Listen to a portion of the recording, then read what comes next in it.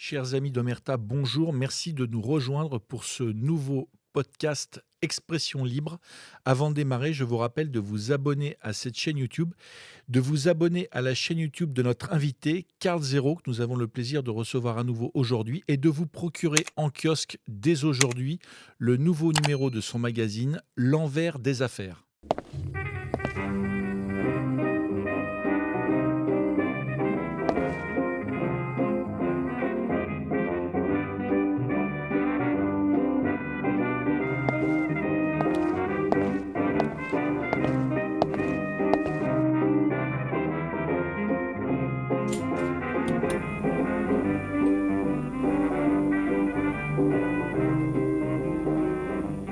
Mais on va quand même démarrer avec une affaire qui fait régulièrement les premières pages des journaux. C'est l'affaire Puff Daddy, puisque le rappeur a finalement été condamné à 4 ans et 2 mois de prison.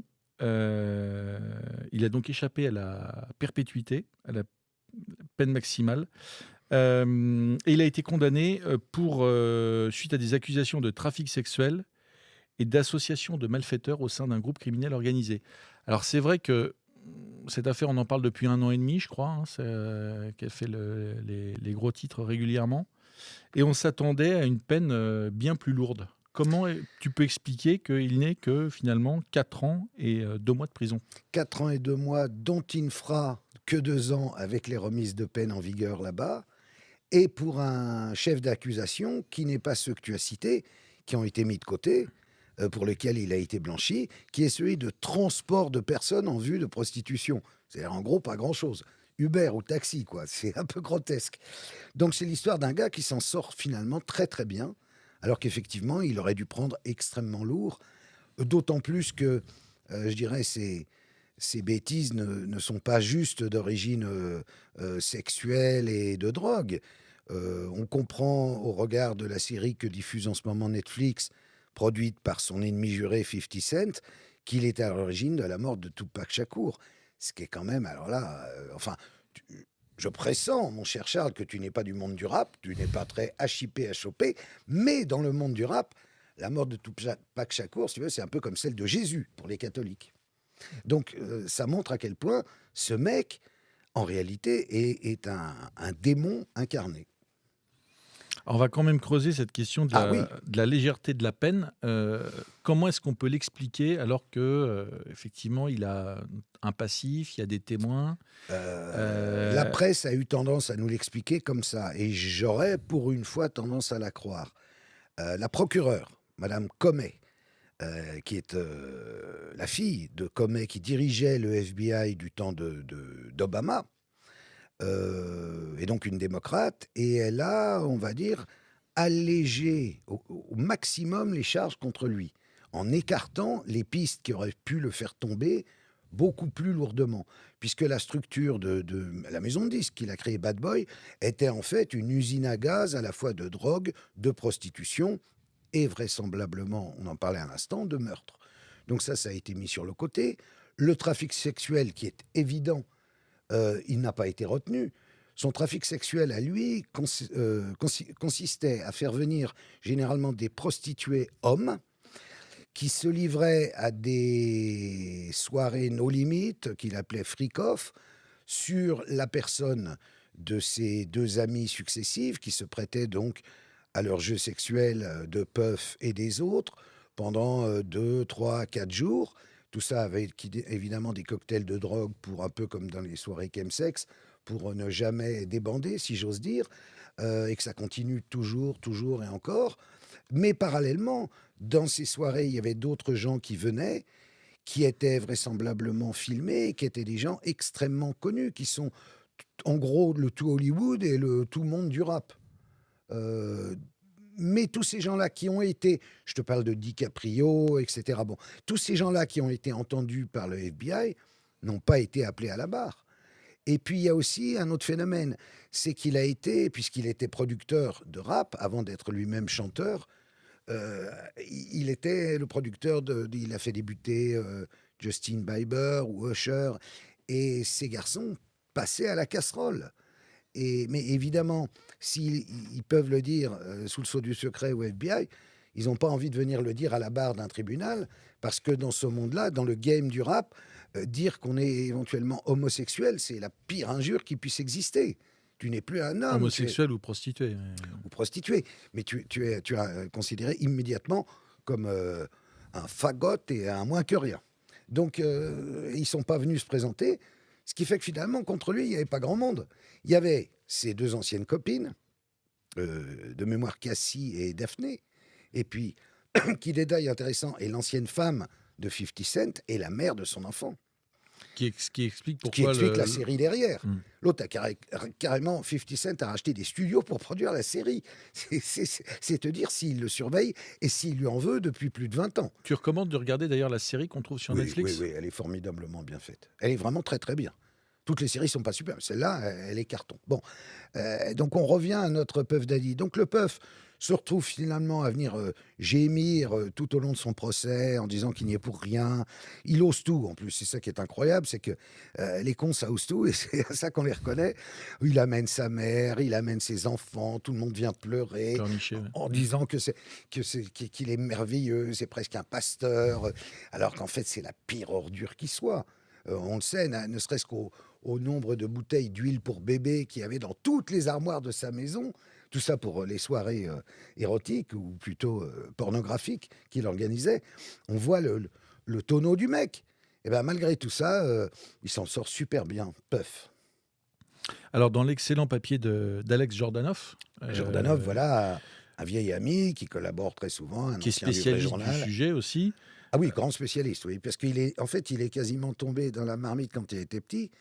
Il s'est installé à l'âge de 17 ans à Los Angeles. Et là, il traînait dans la rue, il s'est fait des copains, et tous les copains en question, c'est 50 Cent, etc. Donc il les connaît depuis tout petit. Et il a vu ces mecs commencer à essayer de placer leur flow sur des disques. Donc il a assisté à ce qu'on appelle la naissance du hip-hop. Alors, il parle effectivement, tu l'as rappelé, de Maureen Comey, Voilà, la qui fille. est procureure adjointe et dont on se demande comment, je dirais, elle a mené l'enquête, elle a mené son travail, parce que, tu l'as rappelé, finalement, la peine paraît très légère, et puis la manière dont a été menée l'instruction paraît aussi assez étrange. Alors, est-ce qu'on peut voir derrière cette mansuétude peut-être des réseaux démocrates, des réseaux artistiques à l'œuvre pour protéger le rappeur, Oui, mais aussi pour protéger ceux qui n'ont pas envie que leur nom bah, apparaisse on sait que dans le dossier, le nom énorme de Kamala Harris est apparu. Alors, ça n'a jamais pu être prouvé, mais elle aurait sans doute participé une fois à une soirée. Il semble qu'il y ait un réseau démocrate autour de ce personnage. Donc, évidemment, on veut limiter la casse, c'est comme toujours. Et si après on parle du dossier Epstein et Trump, c'est dans l'autre sens la même chose. Il faut limiter la casse. Ce qui est frappant, c'est que ce mec va ressortir et va recommencer. Alors, l'origine de ces ennuis, c'est... alors, j'ai oublié le nom Oui, parce que de la finalement, grande marque Diageo. d'alcool. Diageo. Voilà. Alors, cette marque-là possède tous les alcools. Et un jour, elle a l'idée de confier une marque assez bidon, en fait, de vodka qu'elle vient de racheter, qui ne vaut pas des clopinettes, et de la confier à Didi en lui disant, vas-y, fais la promo. Et le gars explose Les ventes. chiffres. Mais incroyable. Je sais plus, ça passe de 200 000 bouteilles à 24 millions de bouteilles. Rebelote avec une tequila de Leon. Triomphe à nouveau. Et là, le Didi qui ne se sent plus, qui a pété un boulard, dit, bon, eh ben, les gars, je vous attaque. Il attaque son employeur en disant, vous ne déposez mes bouteilles de tequila que dans des quartiers de blacks, d'hispaniques. C'est donc du racisme. Il accuse ces mecs-là de racisme. Or là, tu touches à Wall Street, tu touches à l'establishment. C'est des gens extraordinairement puissants et riches. Et ils ne le supportent pas. Et ils lui disent, on va te donner un avertissement. Et là, les plaintes commencent, de Cassie et des autres. Avant, personne n'osait bouger une oreille. Personne n'avait envie de se prendre une bastos, machin. À partir du moment où un énorme groupe dit, OK, tu veux nous faire chier? En plus, la patronne, l'ex-patronne, elle est partie récemment, mais de Diageo, c'était une ancienne des services secrets. Donc, c'était une bonne femme qui rigolait pas du tout. Et elle lui a mis le nez dans le caca à Didi. Hmm. Donc en déclenchant des hostilités. Mais après, comme le dit quelqu'un dans le sujet, je crois un des anciens gardes du corps, c'est juste un avertissement. On veut pas que tu plonges totalement, mais on veut te montrer qui c'est papa, pour que tu la ramènes un peu moins. Parce que, bon, évidemment, à ce régime de drogue, n'importe qui deviendrait complètement fou. Donc il est devenu complètement fou. Il s'est plus senti. Hmm. Ce qui est incroyable, c'est que c'est quand même autour de lui, c'est quasiment une organisation criminelle. Ah, C'est-à-dire que totalement. c'est pas seulement ce qu'on voit dans les plaintes. Bah, Tout est fait, tout est mis en œuvre. Il a la structure et le les hommes chef pour d'accusation, c'est ça. intimider les. Ouais. En bande organisée. C'est la même chose que tel groupe de narcos au Mexique, ou que c'est une bande organisée d'extorsion, enfin tout ce que tu peux imaginer qu'on peut faire en bande organisée. Outre les partouzes, il y a plein d'autres activités illicites qu'ils faisaient ensemble pour impressionner, pour faire monter tel rappeur en faisant écraser tel autre rappeur, pour promotionner tel truc plutôt que tel autre, enfin, et ainsi de suite. Et on imagine que dans la distribution de leurs alcools, c'était la même chose. Là, la peine est effectivement très légère. Qu'est-ce qui peut advenir? Est-ce qu'il y a d'autres plaintes qui sont en cours, qui sont peut-être Non, pas connues? Est-ce qu'il y a d'autres plaintes qui pourraient être déposées? non, parce que toutes celles qui auraient pu être déposées, c'était par des célébrités, mais évidemment, ça sent le pâté, donc ils n'ont pas envie de revenir ou de venir avouer quoi que ce soit qu'ils ont fait avec lui. Ces soirées étaient quand même très très célèbres depuis très longtemps. Et passé minuit, tout pouvait arriver. D'ailleurs, il disait lui-même, allez, les enfants s'en vont, etc. C'était, si tu veux, c'était vraiment connu. Donc tout le monde est gêné. Et tout le monde est content que ça se termine comme ça. Hmm. Oui, quelque part, il fallait pas trop déballer, quoi. Non. D'accord. Alors, il y a une autre affaire que tu traites dans ce magazine. Ça fait partie des scandales, des grands scandales sexuels et criminels de ces 5 dernières années, hein, qui explosent et dont on entend parler chaque mois. C'est l'affaire Epstein, mais là, vue sous l'angle je dirais, de la problématique du président des États-Unis, Donald Trump, qui, un peu malgré lui, est finalement mêlé depuis des mois à ce scandale. On se souvient que dans sa campagne électorale, il avait promis de faire toute la lumière sur cette affaire. Il est mis en cause pour s'être rendu sur l'île de Jeffrey Epstein. Non, ça non. Il n'y est jamais allé. En revanche, ah, attends, je te raconte l'histoire et puis tu me diras comment. Moi, si tu veux, quand Trump a été élu, j'étais content parce que je croyais, alors peut-être naïvement, mais je me disais, il va faire toute la vérité sur l'affaire Epstein. Les démocrates ne l'ont pas fait parce qu'ils sont incriminés jusqu'au cou. Donc, il va arriver et il va faire la lumière, on va tout savoir. Et c'est bien d'ouvrir les écuries d'Augias. C'est Bravo. d'ailleurs un de ses arguments de campagne Ah, mais électorale, énorme. c'était la transparence. Mais tous, et tout son entourage, il va de tweets, d'Instagram, de machin pour dire bientôt la vérité. C'est un feuilleton. Vous allez voir ce que vous allez voir. Nous, on n'a pas peur. On va défoncer l'État profond, tous ces pédophiles. Moi, je buvais du petit et je me disais, au moins aux États-Unis, il y a quelqu'un qui Ça le fait. bouge. Bon, là-dessus, il est élu, rien ne se passe. Bon, et il commence pas. Si, il publie un premier volume, mais il n'y avait rien que des trucs qu'on savait. Et il était entièrement caviardé de grands traits noirs. Et on dit, bon, alors le deuxième volume, le troisième, il y a quand même 100 000 pages. Donc... Et là, il dit, ah ben non, je bloque tout. Comment tu bloques tout? Ah, il bloque tout. Il décide qu'il bloque tout, que finalement, non, il n'y a pas urgence, que bon. Et là, juin dernier, Musk publie un petit tweet sur son propre réseau X, en disant, si les dossiers Epstein ne sortent pas, c'est parce que Trump est dedans. Bonne journée, Donald. Pour que lui, il ose faire ça, c'est qu'il a des biscuits. C'était à l'époque où ils étaient en friction. Bah, il s'engueulait sur Tesla, il s'engueulait sur ce qu'on fait payer en plus à Tesla pour vendre des voitures électriques aux États-Unis, etc. Mais c'était quand même l'époque où Trump était tous les jours dans son bureau avec son petit garçon qui rampait sur le tapis, il se tapait sur l'épaule ou sur le ventre. Bon, tout allait bien. Et là, il balance ça. Donc, c'est qu'il doit avoir 2-3 biscuits. Donc, on cherche qu'est-ce qu'il peut avoir comme biscuit. Alors non, justement, on vérifie. Il n'est pas allé sur l'île, il n'a pas pris l'avion, le Lolita Airway. Non. Alors, ce qu'on sait, c'est qu'il y a plein de photos où ils sont ensemble.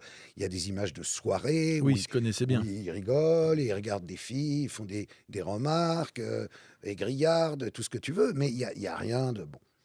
Et puis là, ressort Je me souviens en fait que le même Jordanov m'avait dit, alors en 2016, donc c'est avant la première élection de Trump, qu'une avocate du nom de Liza Bloom, qui est très très célèbre parce qu'elle est avocate de plein de mecs d'Hollywood, et aussi du déplorable, alors Weinstein, pas Einstein, Epstein, Weinstein, tu sais, ce Harvey, producteur, voilà, Harvey, producteur de cinéma. voilà, qui lui faisait passer toutes les jeunes actrices à la casserole et tout, qui a fini en tôle et tout. Bon, et elle avait défendu une nommée Cathy Johnson, qui était une femme qui, donc en 2016, avait porté plainte contre Donald Trump et Jeffrey Epstein pour viol.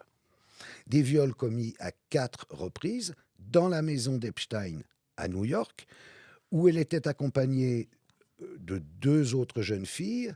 Elle avait 13 ans. Il y avait une Tiffany âgée de 16 ans ou 17 ans qui était la pourvoyeuse, et une autre petite de 12 ans qui s'appelait Maria. Et donc, cette Cathy Johnson, elle a déposé plainte 3 fois. 2 fois en Californie, où elle s'est fait retoquer parce qu'elle avait porté plainte au civil, et on lui a répondu « Ah ben non, c'est du pénal, vous accusez de viol. » Donc elle a dit « Ah bon, bah alors dans ce cas-là, je change... » Alors elle avait un autre avocat, et elle a choisi donc cette Liza Bloom pour, quelques mois après, reporter plainte, mais à New York et au pénal. Sauf que, le jour où elle devait aller avec l'avocat témoigner, donc après, la plainte est déposée, elle est officielle, c'est pas des plaintes que j'ai inventées, hein. Toutes les 3 plaintes existent. La veille, Cathy Johnson, avec sa maman, est au supermarché du côté de Los Angeles. Le procès a lieu le lendemain à New York. Et dans le parking du supermarché arrivent 2 types, des malabars, accent genre russe, tu vois, qui leur disent Trump et Epstein, on va oublier. Et là, comme ça fait des mois qu'elles ont des menaces de mort au téléphone et tout, là, elles flippent vraiment. Elles flippent d'ailleurs définitivement. Parce que Cathy Johnson, plus personne n'en a entendu parler, ni même n'a réussi à la retrouver. On a bien cherché. Toutes les adresses qu'il y a sur les différentes plaintes, il n'y en a plus aucune qui marche. Le mail qu'on avait, il ne marche pas. On n'a rien. Et quand on parle au premier avocat, il dit « J'espère qu'elle est encore en vie ». Et quand j'ai vu toutes les filles venir témoigner contre Epstein, ça m'a rappelé évidemment ce que racontait Cathy Johnson. Et j'aurais voulu qu'elle vienne témoigner maintenant. Mais elle a disparu, on ne sait pas où elle est. Est-ce qu'elle est morte? Est-ce qu'elle n'est pas morte? Bon, alors donc j'en reviens à mon Trump. Évidemment, lui, il a nié. Non, pas du tout, c'est pas moi, machin. Après, est-ce qu'elle dit vrai? Est-ce qu'elle dit pas vrai? Toute la question est là. Et je n'en sais rien, j'ai pas la réponse. Moi, je regarde ça par rapport à qu'est-ce qu'il a fait d'autre, Trump. Est-ce qu'il n'y a jamais eu de... Bon, il y a quand même 27 cas d'abus ou d'agression ou de pelotage ou de... Bon, oui, il s'est approché un peu trop près des femmes. On va dire qu'il a la main très baladeuse. Il y a eu récemment cette Stacey Williams, je crois, à qui il a filé, je ne sais pas quoi, 85-90 millions de dollars pour que l'histoire ne soit jamais... Donc il est probable, voilà ce que je me dis, c'est que cette histoire est vraie. Et donc là, je tombe de ma chaise parce que je me dis, merde, le mec en qui je croyais et qui allait, en fait, il en faisait partie aussi. Alors je me pose la Et question. qui a fait campagne aussi, parce qu'il y a là-dessus. notamment vous ressortez tous les tweets de Donald Trump sur le sujet. Il avait fait de l'affaire Epstein Mais c'était vraiment un argument de campagne, hein. Mais bien sûr, c'était, il allait tout sortir. Et donc, finalement, il a craqué, il a dit OK, parce que la base, MAGA, elle est comme moi, elle a dit non mais attends, t'as promis un truc, vas-y man, make America great again, kill the pédo.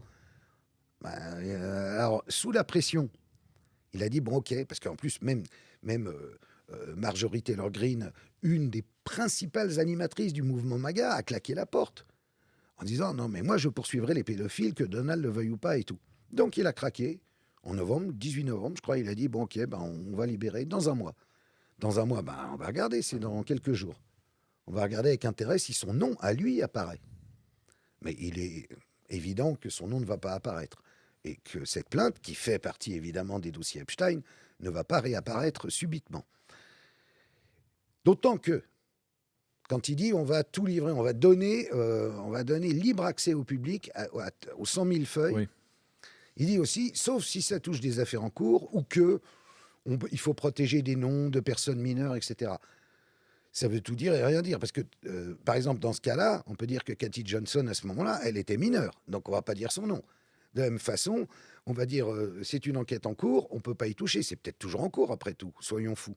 Et puis, il y a un autre aspect, évidemment, Charles, toi qui aimes la géopolitique, c'est qu'on sait très bien que Epstein, c'était aussi du chantage, d'espionnage.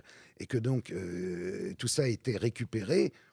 Si tu filmes des gens très puissants, très célèbres, que ce soit politiquement, financièrement, tout ce que tu veux, dans des À partouzes domicile. avec des mineurs, c'est pour s'en servir. Et ça sert à qui? Bah, au service secret. De quel pays? Des États-Unis et d'Israël. Oui, on a dit que Jeffrey Epstein était certainement Ah oui, un agent, un correspondant du Mossad. bah oui. Bah, d'ailleurs, c'est-à-dire le succès dans la vie de Jeffrey Epstein, qui est à l'origine, c'est un prof de maths à Brooklyn, hein, c'est un clampin.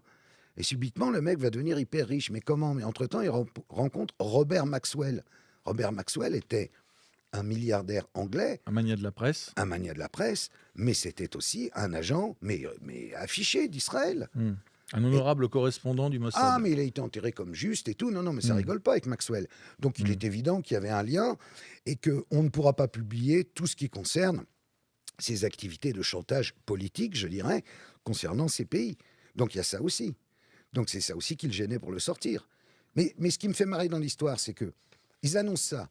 Et ensuite, quand c'est le moment de les sortir, on a l'impression que Kash Patel, l'actuel patron du FBI, et Pam Bondi, qui est quand même la ministre de la Justice, découvrent que Trump est dedans. Il faut, ah ben non, président, en fait, vous êtes dedans. Comment ça, je suis dedans? Mais ça n'a pas été effacé, ça, bah non, c'est dedans, ça va ressortir. Alors on arrête tout, tu vois. Là, on se croirait chez Guignol, quoi. C'est un gag. Et pourtant, ça se passe comme ça. Et d'ailleurs, cette affaire, elle déstabilise la base, tu parlais des MAGA. Ah, bah oui, Ça oui. devient une vraie ligne de fracture Ah oui, interne au soutien de Bannon Donald prévient Trump. Trump en disant attention, en refusant la publication, tu viens de perdre 10% de ton électorat. Il est possible d'ailleurs Or, il va y que... avoir les mid-termes. Tu as besoin que les mecs soient derrière toi, tous. Et là, comme tu les déçois, si tu veux. Alors, moi, j'ai reçu par exemple des tweets. Quand j'ai commencé à dire sur Twitter, il y a, je sais pas, 3 semaines, tu vois, j'ai commencé à dire devinez qui va être en couverture du magazine. Et là, je me suis pris une volée de bois vert des magas français, tu vois, qui souvent sont comme moi, anti-pédocriminels, etc. Oui, tu vas pas attaquer Trump. Je cherche pas à attaquer Trump, je dis juste que s'il a trempé là-dedans, il aurait mieux fait de pas la ramener sur ce terrain-là, parce qu'il nous déçoit. Voilà. Oui, c'est-à-dire que la question aujourd'hui sur Trump, c'est pas de savoir s'il connaissait ou il fréquentait Epstein, puisque ça c'est avéré, il y a même des photos qui sont sorties. C'est plutôt de savoir quel est le À niveau quel degré? d'implication. Est-ce que c'était, je dirais, un comportement qui confinait à la vulgarité ou alors s'il était vraiment dans des pratiques Eh ben, que la loi réprouve. je laisse le lecteur juge, hein. Il y a quand même tellement d'affaires autour de Trump qui impliquent des femmes, y compris mineures parfois, qu'on a en droit de se poser la question sérieusement, quoi. Alors, il y a une autre question que vous posez, c'est celle du suicide ou déclaré comme tel de Jeffrey Epstein en prison, qui est venu un petit peu, je dirais, Oui, mettre un coup d'arrêt à l'enquête, à comme par hasard. l'enquête. Tu disais que c'était un univers dans lequel tout est possible, hein, en parlant de cette jeune fille intimidée par Cathy deux Johnson, personnes ouais, qui ouais, a ouais. disparu, Mm. etc. Est-ce que, selon toi, l'hypothèse... Bon, il y a certainement plusieurs hypothèses possibles, mais est-ce que le suicide est une hypothèse qui mériterait d'être remise en cause? Je pense qu'elle est, c'est même pas, il y en a même pas à se poser la question. Il est évident qu'il ne s'agit pas d'un suicide. Tout le démontre, et depuis, il y a eu des nouveaux éléments dont on parle là. Qui est ce détenu qui, alors que les cellules sont bouclées, monte à l'étage où il y a Epstein à minuit, alors qu'il devrait y avoir personne. Les caméras montrent un mec monter. Et le mec ne redescend jamais, on ne sait pas qui c'est. On ne sait pas pourquoi. Après, on a un parrain de la mafia qui nous dit bah, j'y ai été. C'est impossible de se suicider dans ces conditions. Tu n'as rien où accrocher ta corde. La corde était en drap. C'est des draps qui sont en espèce de non tissés, un peu comme du coton. Tu vois, ils se déchirent en une seconde. Il n'y a rien qui tient dans ce suicide. Et alors qu'il allait ouvrir sa gueule. Ça, c'est le frère, Mark Epstein, qui le dit. Il allait témoigner, il allait tout révéler quelques jours plus tard. Il fallait pas qu'il parle. Hmm.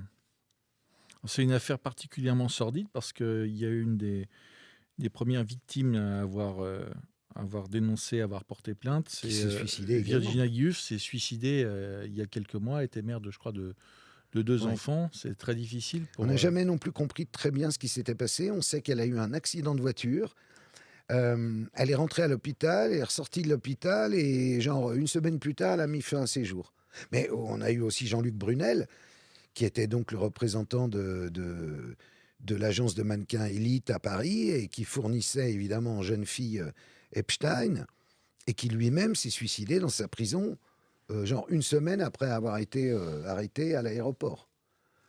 Et encore, il n'avait été arrêté à l'aéroport revenant du Sénégal que parce que, avec Innocence en danger et d'autres assauts, on avait hurlé à la mort en disant mais comment se fait-il que ce mec ne soit même pas mis en examen. Du coup, ils se sont dit ah bah, il faut faire quelque chose. Et ils l'ont arrêté, ils l'ont mis en cabane et il s'est suicidé. Enfin, il s'est suicidé. Voilà. Grand mystère.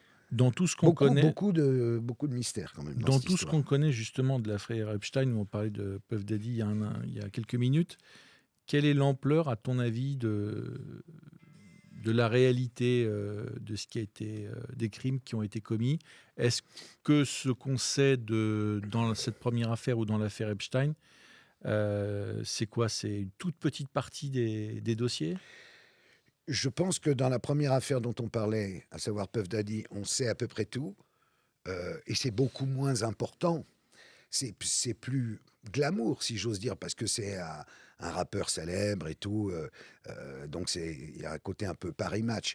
Dans l'affaire Epstein, c'est pas du tout la même chose. Epstein, c'était vraiment au plus haut niveau un réseau pédocriminel de chantage.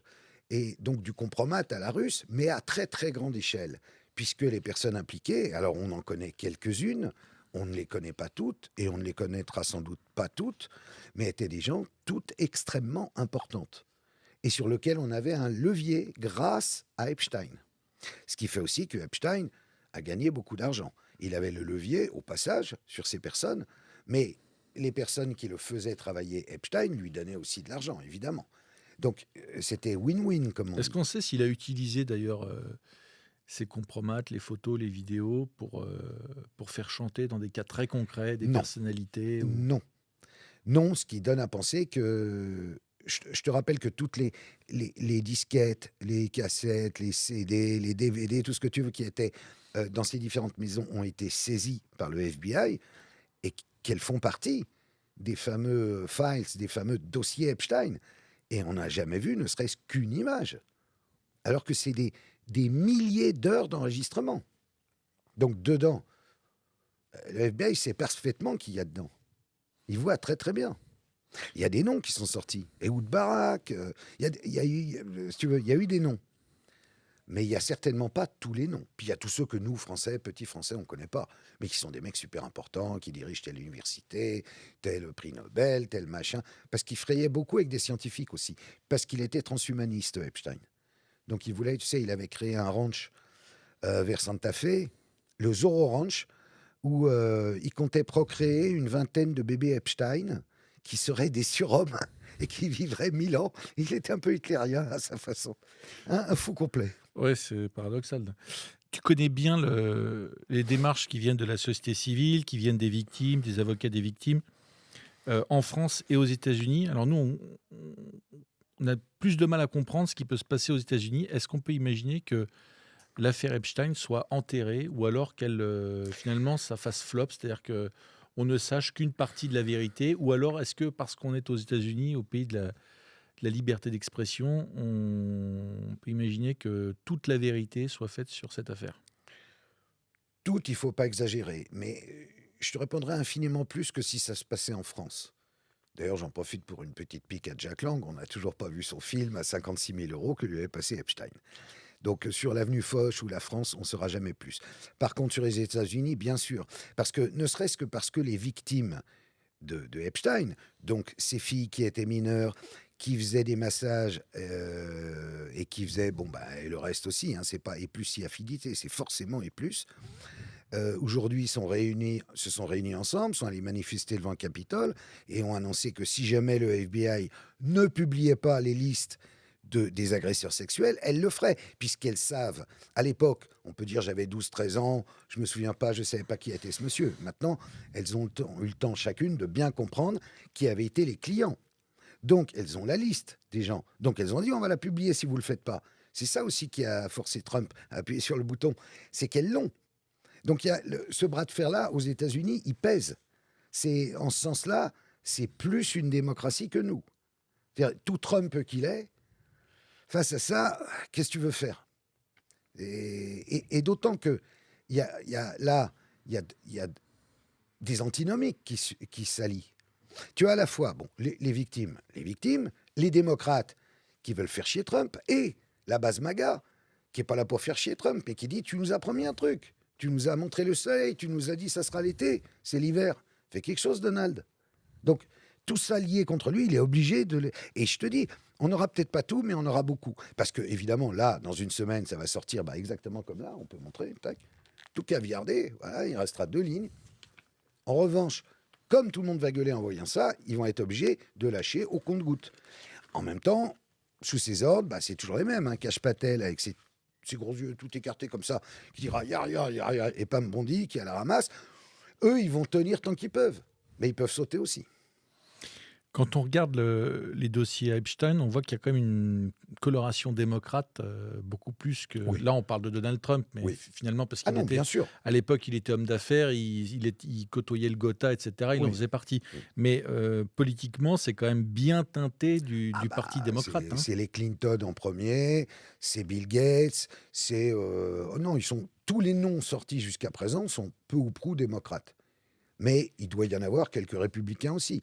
Parce que, comme disait l'autre, la politique n'empêche pas les sentiments. Enfin, si on peut parler de sentiments, mais enfin, les exactions sexuelles. Et puis, c'est comme toujours dans ces histoires, que ce soit les histoires françaises, les histoires... Malheureusement, dès que tu mets 5 mecs avec 3 grammes de coke et 2 bières, ça part en cacahuète. C'est ça qui est triste. C'est la nature humaine, mon pauvre Charles.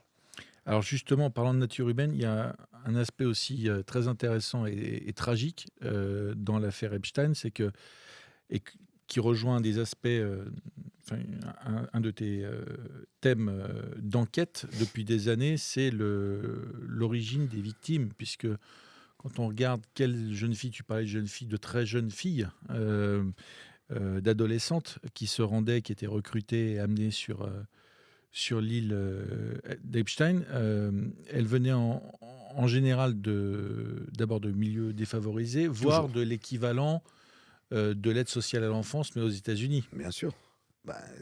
Le vivier, il est là. Il est chez les pauvres, ou chez les orphelins, ou chez les enfants placés. Je ne vais pas revenir sur ce que j'ai expliqué lors du dernier numéro de L'Envers des affaires. Mais en France, alors c'est bien, parce que ça commence à sortir vraiment maintenant, les médias de grand chemin ont fini par reprendre l'enquête. Et quand je disais, il y a 6 mois, il y a 25 000 filles mineures de l'ASE, enfin, censées être protégées par l'ASE, qui se prostituent autour de toutes les villes françaises, qui sont en vente sur, en gros, 3 sites. Je ne vais pas les donner, les mecs vont y aller, mais enfin, en 2 clics. Tu as même le nombre qui est à dispo dans ta ville, machin. Alors, ils ont toujours plus de 18 ans, ça c'est clair. Non, en réalité, quand tu tombes face à face... et donc, ça veut dire qu'il y a une prostitution organisée, que tout le monde est au courant, que tu peux aller faire... mais faire l'amour, c'est pas un beau terme. En fait, c'est du viol. Violer des mineurs, et au pire, tu prendras 500 € d'amende. Attends. Et tout le monde le sait. Alors là, Madame Élise Lucet, du haut de sa chair, s'est emparée du sujet, a fait un envoyé spécial. Alors du coup, en haut lieu, on se bouge. C'est Élise Lucet, tu vois. Quand c'est Carl Zero, non, il est fou.